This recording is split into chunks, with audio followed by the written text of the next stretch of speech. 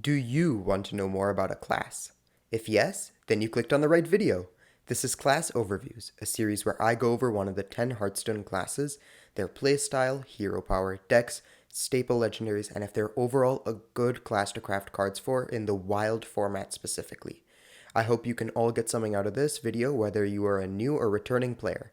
Let's begin with the most well-rounded class in the game, Warlock. Ah yes, Gul'dan.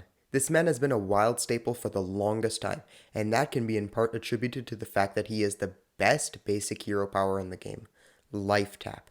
2 mana, draw a card, take 2 damage. It is such a simple but incredible hero power. It offers the most versatility compared to all other classes and is a driving force behind the success of many of his different archetypes. It's pretty obvious why. In aggressive decks, you just love being able to draw and play an extra card a turn, with the downside of taking 2 damage not mattering at all, as your only goal is to quickly kill your opponent. In slow decks, again, drawing a card is just such a ridiculous effect.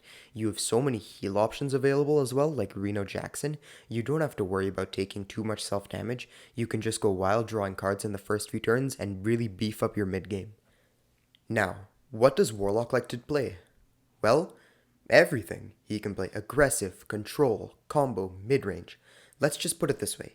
If there's a playstyle you want to try out, Warlock will have a viable deck for it.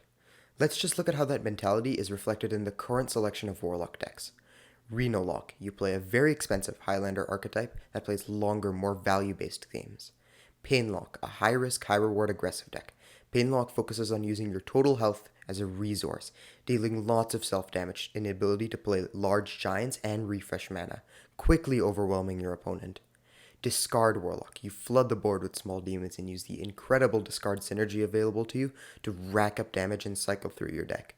Mecha'thun Warlock, a combo deck where you draw your whole deck as soon as possible, destroy what remains with Hemet, and have a lethal combo on turns 8 to 9. And lastly, Cube-Lock, a slow deck that always seems to have cheated out a wide board full of big demons. There really is a deck that suits all kinds of playstyles. Experienced players would like Painlock and its incredibly high skill ceiling, while newer players would gravitate towards Discard Warlock and its relatively straightforward game plan. While Reno Warlock is arguably the best deck at the moment, if the meta ever slows down or Warlock gets some new anti-aggro tools, we could see more niche decks like Mecha'thun Lock and Cube-Lock see the light of day and take over the meta. Now, while each deck has their own varying selection of commons, rares, and epics, Warlock has some staple legendaries that he will most likely be needing to craft if you want to play any of these decks or any others in the class in general. Let's begin with the most iconic Warlock legendary, Blood Reaver Gul'dan. This absolute unit of a hero card has been broken the day he came out, avoiding ever being nerfed somehow. A killer in any slow deck that uses demons, he just provides such a big swing turn with his battle cry, and with an incredible anti-fatigue hero power, he's just a game-winning card by himself. Kenrathad. This guy is just great in any deck that has demons. Whether you flood the board with now 0-cost minions or just use his prime card he gives you for a late-game value bomb, Kenrathad is a great safe craft. Ticketus. Despite just being one expansion old, Ticketus is a killer late-game card. He provides an incredibly frustrating but strong effect, has great synergies with cards like Bran Bronzebeard, and shuts down all combo decks. He is also a really likely candidate for some sort of a nerf, so take advantage of his strong effect while you still can. Lord Godfrey. He's just an outstanding board clearer. Godfrey is perfect in slow decks with the upside of clearing death rattles of minions on board if he's played properly.